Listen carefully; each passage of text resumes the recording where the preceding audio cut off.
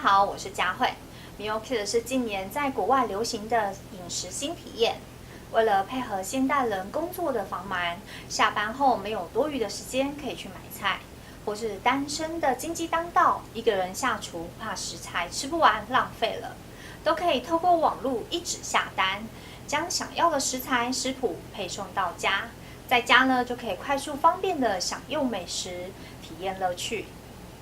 在近期的商业周刊中也有提到，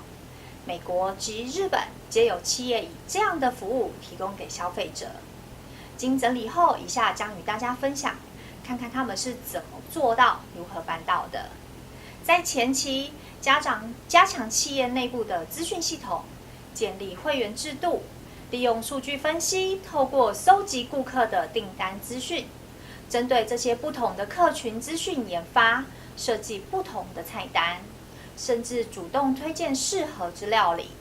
在食材上与有机超市或农场合作，采用新鲜作物，让消费者吃得安心。在物流管理上自建系统，确保从备货到出货的品质管控，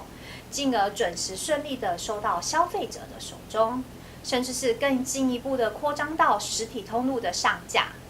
借由虚实整合抢攻消费者的心。其实，在台湾目前也有超商与企业合作，利用类似的营运模式，提供给想自行烹煮食材的个人及小家庭。而 Meal Kit 这种食材配送服务是未来的趋势，各家企业如何想在这块市场上拔得头筹，是值得业者们思考的。以上是今天的分享，我们下次再见，拜拜。